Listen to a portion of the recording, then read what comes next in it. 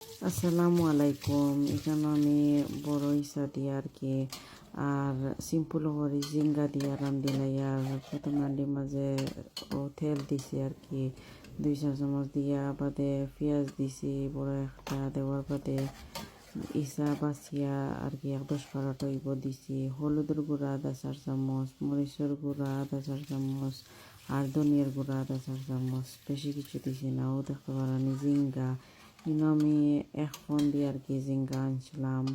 হই বেশি আনছি না, হই খাইয়া দেখি পয়লা তিত্তা উত্তানি, আসলে তিত্তা নাই। এখনও হান্ডির মাঝে দিলাইছি দিয়া লাড়িয়ার বেশি সময় লাগতো না, কসমা আছে হিজি যাব। এখন গুড়িয়া দিছি 15 মিনিট।